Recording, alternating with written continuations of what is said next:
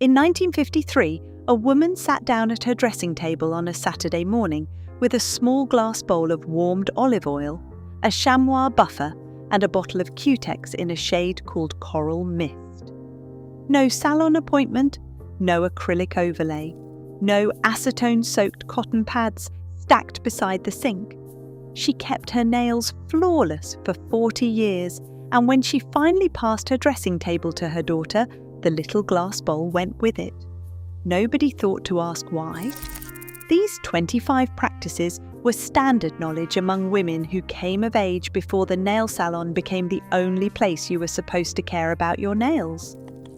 Then, an entire industry built its recurring revenue on the idea that your hands needed professional intervention every 2 weeks, and the knowledge your grandmother carried quietly vanished from the dressing table. You are going to hear about the nails' water balance more than once before this countdown ends, and when you understand it, you will see why everything at the modern salon is pulling in exactly the wrong direction. Hit that subscribe button, because what you are about to learn might change how you think about your nails forever. Let us count down the 25 manicure secrets the salon industry hopes you never rediscover. Number 25. The warm olive oil soak. Before your grandmother touched a file or uncapped a bottle of polish, she started with a small bowl of olive oil, warmed just above body temperature, and soaked her fingertips for 5 to 10 minutes. Women's magazines recommended this through the late 1950s and into the 1960s as the essential opening step of a proper home manicure. A bottle of olive oil from the grocery shelf costs less than 30 cents. The nail plate is built from layers of keratin protein with microscopic channels between them, and oil molecules are small enough to work into those channels and slow the rate at which moisture escapes. 2 tablespoons in a small bowl, warmed 30 seconds, fingertips in for 5 minutes. The nails emerge, flexible and ready. Every premium cuticle treatment sold today is a costlier version of what that bowl accomplished on a Saturday morning. Number 24. Filing in one direction only. Your grandmother held the emery board at a slight angle beneath the free edge and stroked from the outside corner toward the centre. One direction only, never soaring back and forth. This was standard instruction in cosmetology textbooks published in the 1960s. The nail plate is built in stacked layers, and a back and forth stroke catches those layers from below on the return pass and begins to separate them. That separation is invisible at first, but within days it travels inward from the tip and the nail. Peels. One direction, light strokes, 5 to 10 passes per side. The lesson was already in your grandmother's hands before anyone needed to explain the microscopic reason for it. Number 23. The cool water, quick dry. The moment the final top coat was on, your grandmother moved to the kitchen sink, ran the cold tap until the water was genuinely cold, and held her hands under it for about a minute. Lacquer dries from the surface downward, and cold contracts the top layer of the lacquer slightly, firming it faster than air alone. A cosmetology guide from the 1960s described the technique in exactly these terms. Not a full ice water dunk, which can cause too rapid contraction and trap small bubbles underneath, just a cool flow over the painted surface for 60 seconds. No ultraviolet lamp, no quick dry spray at $4 a bottle. Cold water from the tap. Number 22. The tissue wrap repair. A broken nail in 1963 was not an automatic reason to cut all 10 nails down to match. Your grandmother tore a small section from a facial tissue, laid it over the break, pressed it flat, and applied 4 or 5 thin coats of polish over the top, embedding the tissue into a flexible patch that moved with the nail rather than against it. The tissue fibres distributed the stress of daily use across a wider area instead of concentrating it at the crack. She grew the nail out past the damage and filed it smooth when the break had moved far enough forward. A salon today would remove the nail entirely and apply an acrylic replacement. The tissue method cost nothing and left the natural nail intact. Number 21. Leaving the lunula bare. The half-moon manicure, where the pale crescent at the nail's base is left unpainted, is remembered as a vintage-style choice. Your grandmother knew something else about it. The lunula is the visible edge of the nail matrix, where new nail cells are still completing their transformation into the hard plate. It is the youngest, least fully formed part of the nail, and painting it repeatedly with lacquer and removing that lacquer with solvent subjects the most delicate portion to the most chemical stress. Leaving it bare was a practical decision dressed up as aesthetics. A curved reinforcement sticker pressed against the base kept the line clean through every weekly repaint. Number 20. Pushing cuticles back, never cutting them. The cosmetology textbook your grandmother might have consulted advised using the orangewood stick after soaking, pressing the softened cuticle gently back toward the nail fold in small circles, not cutting, not nipping. The cuticle seals the gap where the nail plate emerges from the skin. When that seal is intact, bacteria and moisture cannot reach the living matrix beneath. When it is cut away, that seal is broken, and every splash of dishwater carries a potential infection route directly to the place where the nail is being built. Many women today have their cuticles cut at every salon visit. Your grandmother would have recognized that as the kind of thing that creates a problem it pretends to solve. Number 19. The vinegar prep wipe. Before any polish went on, your grandmother ran a cotton ball soaked in white vinegar across each nail, let it dry 30 seconds, and only then uncapped the base coat. The vinegar's mild acidity cut through residual oils on the nail surface without stripping the nail plate itself, leaving a clean, slightly receptive surface for the base coat to grip. A bottle of white vinegar in the early 1960s cost almost nothing. The nail dehydrators sold at professional supply counters today do the same job with a more aggressive formula that also strips some of the nail's natural moisture barrier in the process. Your grandmother's version left the water balance undisturbed. Number 18. The chamois buffer and buffing cream. Before the foam multi-sided buffer appeared in the early 1980s, your grandmother used a chamois leather buffer with a small jar of buffing cream that contained a very fine grit suspended in an emollient base. She applied a little cream to each nail and buffed in an X-shaped motion, lifting the buffer briefly every few strokes so the friction did not build heat. The result was a natural gloss produced by smoothing the microscopic ridges on the nail surface until they reflected light evenly, with no product left behind. The buffing motion also increased circulation beneath the nail bed, delivering more nutrients to the matrix. The shine lasted for days, and because there was no coloured polish, there was no acetone removal, no solvent exposure, no wet-dry disruption at all. Just a smooth, natural nail that looked as though the light came from inside it. Here is something the industry has kept quiet, and it connects everything you have heard so far. The nail plate is not a hard decorative surface. It is a living tissue's final product. A stack of flattened protein cells built in the nail matrix, filled with keratin, and slid forward to protect the fingertip. Those cells have spaces between them, and the most important factor governing whether your nail is flexible and strong or brittle and peeling is the water content inside it. Healthy nails carry roughly 10 to 15% water in those internal spaces. Below that threshold, the layers separate at the free edge. That is the peeling at the tip of a nail that has been filed when wet or stripped repeatedly with acetone. Above the upper threshold, the layers soften, which is what happens after a long, warm soak. Your grandmother's entire routine was, without her naming the biology, a water balance management system. The olive oil soak slowed moisture loss.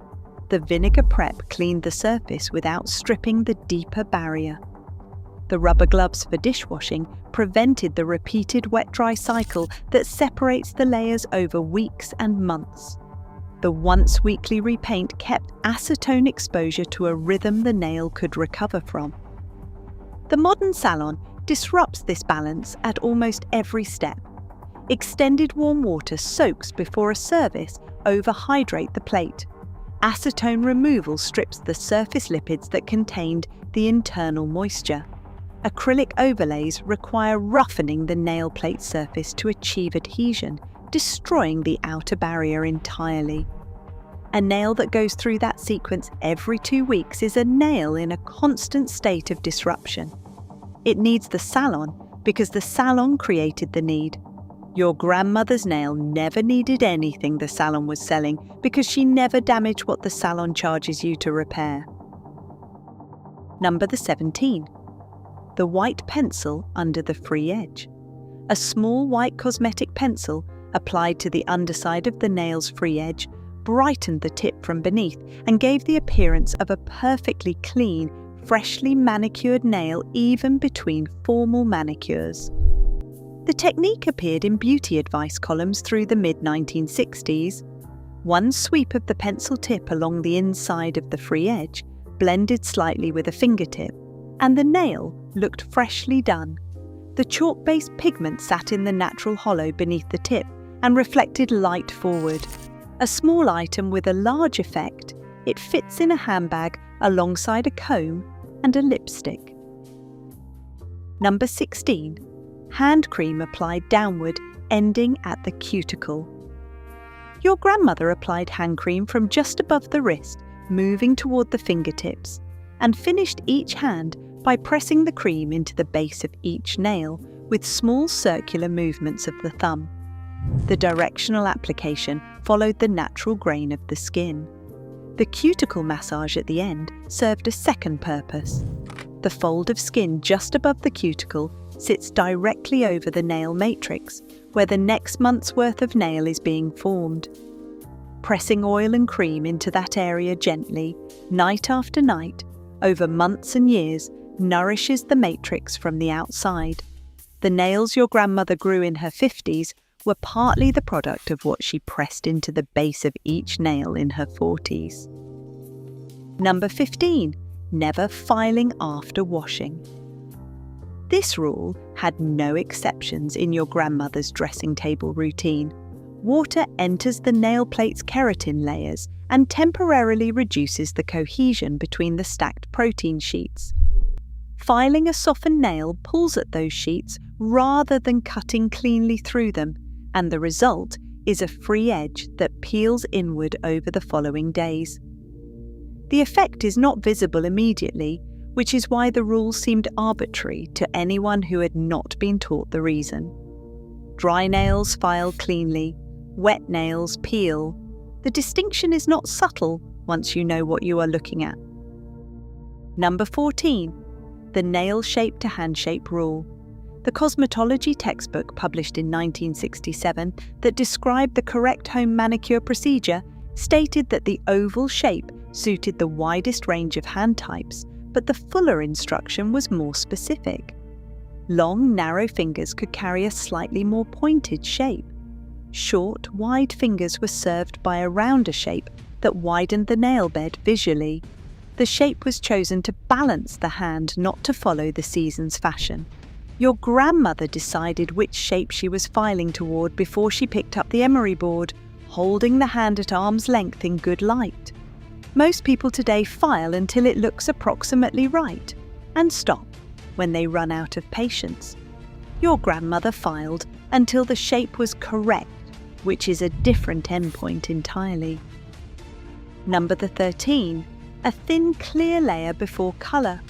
Before dedicated base coats were a standard product category, your grandmother applied one thin coat of clear polish as the first layer and let it dry completely before any colour went on.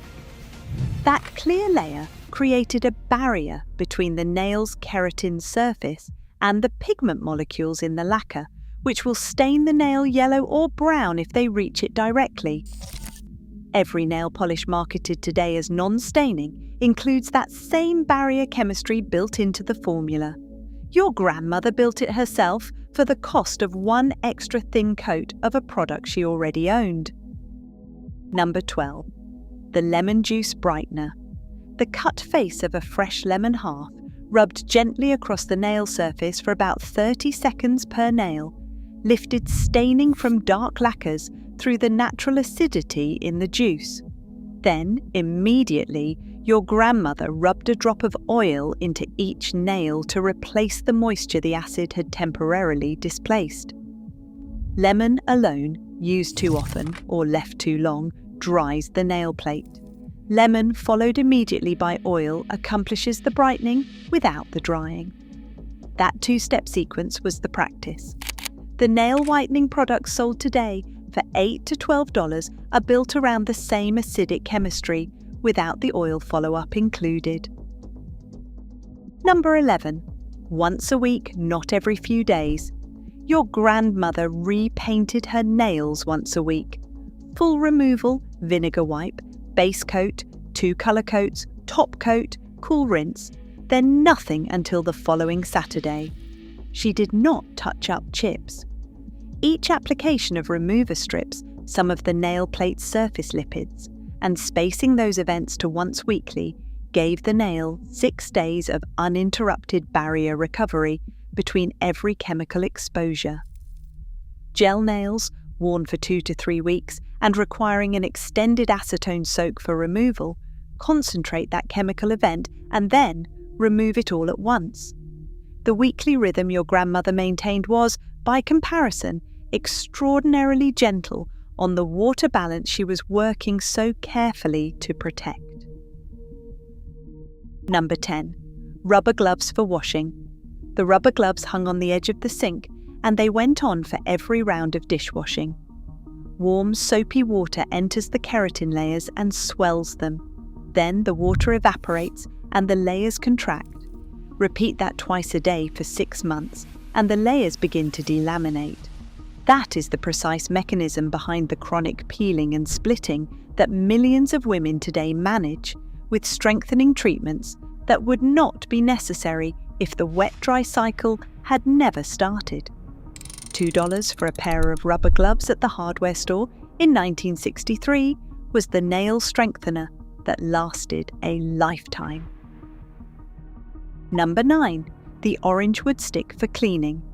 The pointed end of the orange wood stick, not a metal tool, was the correct implement for cleaning beneath the free edge. The wood is soft enough that it cannot scratch the underside of the nail plate or damage the thin strip of skin that seals the plate to the nail bed at the fingertip. Scratch that seal with a metal tool and you open a gap where moisture, bacteria, and fungi can enter. Beauty school cosmetology manuals from the 1960s stated explicitly that metal tools under the free edge should be avoided by the home manicurist. That instruction has not changed. The metal implements continue to ship with every drugstore manicure kit sold today. Here is the second thing the industry has kept quiet, and it has nothing to do with chemistry. It has to do with who decided that nail care should happen somewhere other than your dressing table. The modern nail salon as we know it was largely built in the 1970s and the 1980s. The acrylic nail was invented in 1957 by Dr. Fred Slack, a dentist who accidentally created a nail replacement from dental acrylic. And through the late 1960s and the 1970s, it moved from dental labs into commercial availability. Vietnamese immigrant entrepreneurs arriving in the United States following the Vietnam War identified the opportunity and built an affordable, high-quality nail salon industry from the ground up. By the 1980s, Vietnamese-owned salons had transformed nail care from a specialty service into a commodity available in every strip mall in America. That is a genuine story of entrepreneurial achievement. What it displaced, quietly, was the knowledge your grandmother maintained at her dressing table. When a professional could do in an hour what used to take 45 careful minutes at home, the home ritual stopped being passed down. Daughters who grew up in the salon era never learned the oil soak, the vinegar prep, the once-a-week discipline. And the salon techniques, built around acrylics and gel wares and acetone removal, created a recurring cycle of disruption and repair that required the salon to continue, not through deliberate design, but through the simple structure of a service model where the product of the service creates the need for the service again. Your grandmother's nails did not work that way. Number 8. Keeping nails at the practical length. The beauty guides of the 1960s consistently recommended nails that extended just past the fingertip, filed to a smooth oval, and no further than the point where the free edge projects beyond the supporting nail bed. Beyond that junction, the nail is unsupported and flexes against the bed with every surface it touches. That repeated flexion concentrates stress at exactly that line. That is where nails break. Keeping the free edge short keeps the stress fracture threshold well above anything daily life delivers. Long nails were fashionable in the 1960s, but your grandmother knew which fashions were worth following. Number 7. The gelatin soak for brittle nails. Unflavoured gelatin dissolved in warm water and used as a weekly nail soak appeared in beauty advice columns through the 1950s and into the 1960s as a remedy for brittle, splitting nails. The gelatin solution temporarily coats the outer surface of the nail plate and fills microscopic irregularities that make thin nails feel rough and fragile, and the warm soak itself hydrates the keratin layers gently. 1 packet of unflavoured gelatin in a cup of warm water with fingertips soaked for 10 minutes. Your grandmother did not need a laboratory mechanism to know that her nails came out of that bowl in better condition than they went in, because they did, every time. Number 6. Choosing wood over metal, always. Your grandmother's manicure kit contained orange wood sticks and an emery board. The metal pusher and metal file that came in the department store gift sets were set aside because the cosmetology manuals of the era noted that metal tools were for the practiced professional hand, not for home use. The orange wood stick is softer than the nail plate. It cannot scratch the nail surface or damage the cuticle seal. Metal tools concentrate pressure at a point rather than distributing it, and when used with any force, they scratch the nail surface and create entry points for infection. That guidance appeared in cosmetology textbooks in 1967. It remains accurate today. Number 5. Massaging the base of each nail. After applying hand cream, your grandmother pressed the pad of her thumb into the base of each nail and worked it in small, firm circles for about 10 seconds per nail. The reason she would have given was that it stimulated growth. The reason the science gives is that it increases local blood circulation to the nail matrix, the tissue where the nail plate is actively being formed. The matrix depends on blood supply to deliver the nutrients used to build the keratin structure. A well-nourished matrix produces nails that grow out smooth, flexible, and stronger. The massage took 90 seconds across all 10 fingers. It cost nothing. It was done every night with the hand cream already in use. Number 4. Assessing the shape before beginning. The 1960s home manicure began not with the cotton square and remover, but with a few minutes holding each hand at arm's length in good light, looking at the shape of each nail before any work was done. The shape of the free edge determines where stress concentrates under lateral force. And a nail with an asymmetric free edge will always break on the side bearing more load. The assessment before the work meant the filing was purposeful, not reactive. Today, most women file until it looks approximately right. Your grandmother filed until the shape was correct, which is a different endpoint that produces a different result at the end of a full week. Number 3, the cool rinse finish. The final step of the manicure, after the top coat had set, was a rinse of both hands in cool water, not just the nails, but the whole hand, including the cuticle line. Cool water firms the skin slightly, encourages the cuticle to lie flat against the nail fold, and gives the surface of the polish one final contraction that seals it against the cuticle edge where most chips begin. Cool water does not penetrate the nail plate the way extended warm soaks do, so it delivers refreshment without initiating the wet and dry disruption your grandmother worked all week to prevent. She patted her hands dry, held them up in the window light, and they were done. Number 2. Base coat, 2 thin coats, top coat, no exceptions. This was not a preference. It was the rule. 1 thin base coat, dried until tacky. 2 thin colour coats, each dried until firm. 1 top coat applied with long strokes from base to tip, and do not double back. Polish dries from the surface downward. A thick coat develops a hard skin on top, while the layer beneath stays soft and full of solvent. When that trapped solvent finally escapes, the surface film cracks and lifts. That looks like a product failure, but it is an application failure.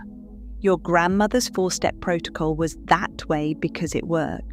Every professional nail educator today teaches the same sequence for the same reason. And now we arrive at the only item on this list that is not a technique at all. Number 1, treating the nail as living tissue.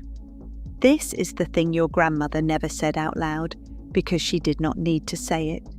It was the organizing principle behind every habit, every tool choice, every weekly ritual at the dressing table.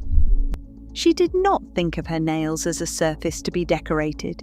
She thought of them the way she thought of her skin, as something alive, something with needs, something that responded to what she gave it and suffered when she treated it harshly. The nail plate grows from a living matrix. It is built from cells that divide, migrate forward, flatten, fill with keratin protein, and die in an organized sequence that produces a structure precise enough to protect the fingertip and flexible enough not to shatter when you pick up a cup. That structure carries moisture. It has a surface barrier of lipids that controls how much moisture it holds. It is connected to a blood supply that determines the quality of every cell the matrix produces. It responds to oil, to abrasion, to temperature, to the repeated wet-dry cycle. It responds to what you press into the base of it each night. Every practice your grandmother kept was a practice that respected those facts. The olive oil soak fed the lipid barrier. The vinegar prep cleaned without stripping it. The rubber gloves broke the wet-dry cycle before it could begin. The orange wood stick protected the cuticle seal.